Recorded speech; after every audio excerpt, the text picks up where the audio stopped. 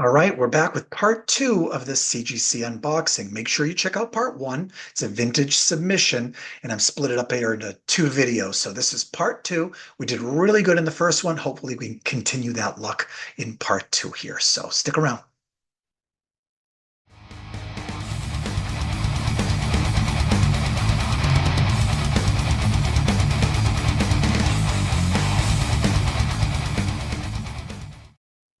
Hello and welcome to Swarm of Comics. I'm Randy and I'm still only 35 cents. And this is part two of a vintage submission that I've been doing an unboxing on.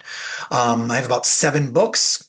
Hopefully going to be have some good luck with these. So let's dive right in without any big long stories. If you saw the first video, you know the whole deal. So if you haven't, go back and watch it. So I'm going to pull these out. I'm going to forget where the grade is. I always forget which side here. And there we go. What do we have here? All right.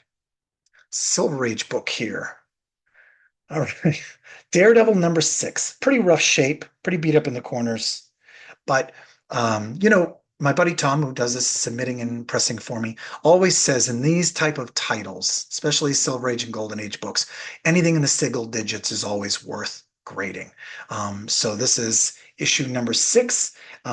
Apparently it used to be David Raymond's signature across the top there. So David Raymond, if you're out there, I have your Daredevil #6, and I am not returning it to you. It is mine now. So it's not in great shape. The corner is pretty mashed up here. I'm going to guess this is a 3.5 or a 4. So this is, of course, when Daredevil still had his yellow and red costume. I think he got the all red in the next issue, #7, and I think that's with Submariner or not. Maybe. It's a great cover. I don't have that issue, but this is what it looks like. I'll just edit that in later. That'll be right there. You guys can already see it.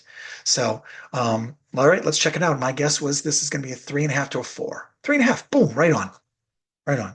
Like the 4. Oh, it's got a big creases across here too. Maybe you can see them in the, yeah. It's all right. It's a well-loved, well-read book. So nothing wrong with that. 3.5, The Daredevil. I love it. Awesome. Good. Good start to that. Next book. So make sure you go and you, if you're not already a subscriber, you subscribe. Make sure you comment on this video. Make sure you like this video. Make sure you watch this video, at least like a minute or two of it. Like if I start to get annoying, just at least get through a minute or two. That always helps. Get more views. Gets more views, gives me more motivation. And I'm certainly not getting money. So anyway, get that stuff all done. All right, what do we have here? Another Amazing Spider-Man. There was a couple in the first, some early ones. I think we had 53 in the first one and 77. This is issue 33. Was this Steve Ditko's last issue? Was it 36? I can't remember. This is a super famous cover. Lots of Marvel chipping going on here. Hopefully, I've heard the thing is they always said this because of the printers weren't sharp and they cut these edges and they just got ragged, and it's always called Marvel chipping, and they don't usually hold it against you. But I've heard over the last few years that kind of stopped giving you a pass on the Marvel chipping. But this book's in okay shape besides that Marvel chipping. We might be able to get a 5 on this, guys. I'll take this. So this is Dr. Kurt Connors, who was the Lizard. I don't think he's the Lizard. I think he's just Dr. Kurt Connors, who was missing an arm. I don't know why I had to do that. You know what missing an arm looks like, but he was looking for a formula to be able to grow his arm back. And he was using, because certain lizards can grow their tails or limbs back. And he used that, and then he turned into the Lizard. He was the bad guy. So let's see. I'm hoping to get a 5 out of this. Wouldn't that be nice? This is a pretty early issue. 5.5. Ooh, yeah. 1966, Amazing Spider-Man 33. Yeah, I'll take the 5.5. If it didn't have that chipping, this definitely, because the back even looks really nice. This could have been even higher, but it is what it is. So a lot of these books I might have mentioned in other videos came from they're all from my personal collection for the most part, these Amazing Spider-Man that I've collected. And I wasn't, when I was younger, whether it was a money thing or I just wasn't thinking about the future and grading them someday when I'm old. But at the time I was like, oh, cool, they have that issue. I had one comic book store around and I bought the comics at that store, whatever they had. And I didn't go hunting for things. I didn't order things online. online. There was no online in the mail order or anything like that. So if they had an issue 33, I bought whatever 33 was there. I wasn't like, well, it's not a super high grade. I just wanted to complete as much of the collection as I could. So sometimes I get lucky. That's a 5.5. Oh yeah. Oh, still only 35 cents. Still only 30. You can find this shirt. I'll put the link down in the description. Buy this. You can buy it in a tank top. You can buy it a cell phone case. You can buy anything. But back in the 1970s and maybe into the early 80s, when Marvel Comics would be getting ready to raise the prices, instead of saying 35 cents, it would say still only 35 cents. But don't worry, it was going to be 40 cents before you knew it. So it's a fun shirt. I like it. And it's a tank top. And I'm trying to hold on to summer up here in the Northeast. I'm not having it. I don't want winter. All right, next book. A couple more for you. So I unboxed this when I won this in an auction. Manhunt. This is the weirdest cover. Just some guy getting a knife thrown in his back and right through the sweater. He's bleeding right through that nice green sweater. Manhunt. So what does it say? The FBI, Scotland Yard, Northwest Mounted Secret Service.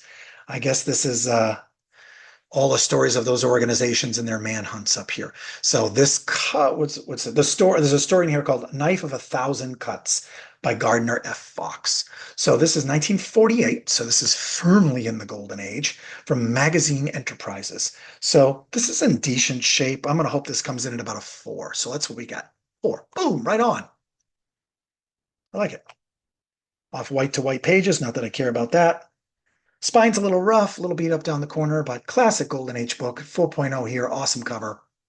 Love it. Awesome. This is going well. I'm pretty happy, you guys. Let me know what you think. Let me know what you think down in the comments. I feel so programmed to say that now. And then sometimes I'm not even sure why, but it's fun. You guys always have nice things to say. What do we have here? Oh, a Captain Midnight.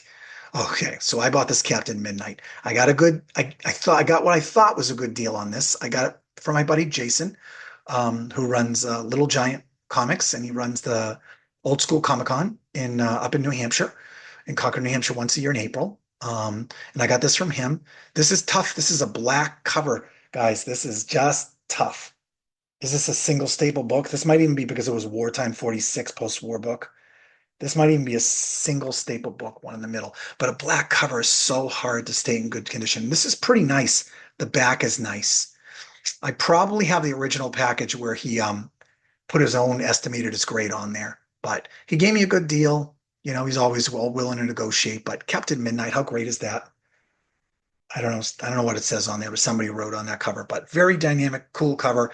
Captain Midnight was a World War II pilot, and then he sort of became a superhero. He started as a radio show. You've seen some other episodes of it, and I have a great graded one I bought graded from my buddy Tom that I'm going to do in another video because it's a pedigree and it's in fantastic shape. Great Captain Midnight, but this might have been the third one I've featured for you guys. So let's see what it is. I'm hoping this is at least a 5.5. 6.5, 6.5. Okay, that might be pretty close to what Jason said it was. So 6.5 for a book from 1946 with a black cover. Like, yeah, I think it's got a single staple on there. For this to survive in that good a shape, the back looks really nice too. No notes on it. It's a Fawcett publication. Fawcett did, Wiz Comics and Captain Marvel and stuff like that. Captain Marvel Jr. So Captain Midnight, awesome score, 6.5 on that. That's fantastic. Happy about that. All right, 3 more books. 3 more books. All right, guys, let's see what you got. And I want to say this, I've been enjoying all the other channels out there. There's a bunch of them that I follow. I'm never going to remember the name of them. Doghouse Comics, that's really good. Mon Comics, MON, period, O period, N period, Mon Comics is a really good channel. Daz the Collector, he's in like Australia, I think. So there's some great people out there. Make sure you're checking out all the channels, stuff like that. So what do we have here? Oh, Weird Fantasy. Weird Fantasy. What was I have my Weird Fantasy shirt on. Weird Science Fantasy, my last video. Well, that wasn't good timing. This is from 1951, Weird Fantasy number 8, EC Comics. It's in rough shape. It's wrinkly all over. It's wrinkly all over. It's beat up. This is, I'm going to guess, is a 2.5 or a 3. But the whites are still pretty good. And these older books, I mean, this is number 8 of Weird Fantasy from 51. Like this was right at the beginning of the, pre-code horror. I'm pretty sure pre-code horror sort of started, I think, in Eerie magazine, Eerie Comics. It was called Eerie. And I think they consider that the first anthology pre-code horror. Um, and that was probably 51, 50 or 51. So this is pretty soon, pretty pretty recent in there. So let's see what it's got. 3.0. Okay. So I think that's a good, I think it's a good grade. I like it. Pretty awesome, guys. So happy with that. How great does that present? Cool, awesome cover. No notes on it.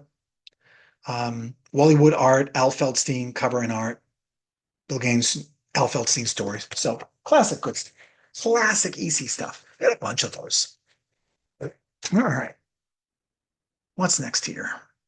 Oh, cool. I uh, bought this in an auction. This is one of my favorite covers. This is Nick Cardy.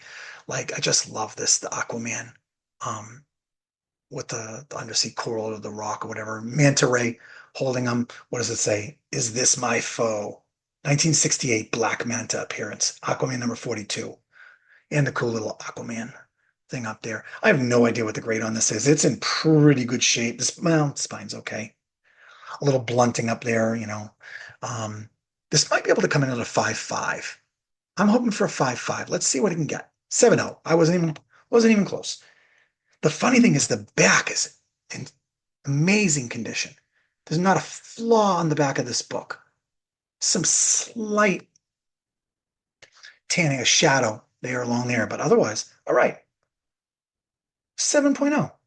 I'm happy about that. Awesome book. So go grab this one if you haven't seen this one. And I'm not even you've seen me unbox this when I bought it, like in the auction or on eBay or whatever it was. But, I'm going to say it again. Aquaman number 42, these Nick Cardy cover. Yep. Jim Aparo art too. I really loved the Jim Aparo because I loved the stuff that he did on the shadow. So awesome. 7.0. Oh, killing it. Killing it, guys. Last book. Last book. I'm sorry if there's not a lot of disappointment or anger in this. I really try for you guys. Maybe the next one. All right. Last book here. Oh, Land of the Unknown. This is Land of the Unknown. No, there's a reason I bought this. Land of the Unknown. This is the first art in a comic book from, come on. Oh yeah, Alex Toth. Alex Toth does the art. Alex Toth that you guys know from Space Ghost, and did all the designs and everything like that for all those Hanna-Barbera cartoons. I think I saw this in somebody else's video. Maybe it was um, what's his name? Bronzeville. I can't remember who had this, but I really loved this. I picked up a copy cheap in an auction. This is an old Dell book, 1957. So into the Silver Age, 4-color number 845. And the painted covers are always cool. This is in a little rough shape on the spine. I don't know what this is going to be. This could get a 5, but it might be a 4.5. 7. Okay. Well, if you guys could see the spine, you definitely wouldn't agree there was a 7, but maybe the rest of it's in really good shape. I love it. Robert Ryder's story, and Alex Toth art. Land of the Unknown. I think this was a movie. This is a movie adaptation. So, how cool is that cover? You guys probably saw in another video. So that's the last one, a 7.0, man. And again, the back is in great shape. The back is in awesome shape. Juicy fruit safety quiz. Have some fun. Boy, this is a safety quiz about summer. Guys, summer's over here. Awesome. All right. So this whole submission was awesome. One stinker. Otherwise, everything was awesome. Thank you guys for joining. Make sure you like and subscribe, comment, and everything like that. Go watch my other videos if you haven't seen them.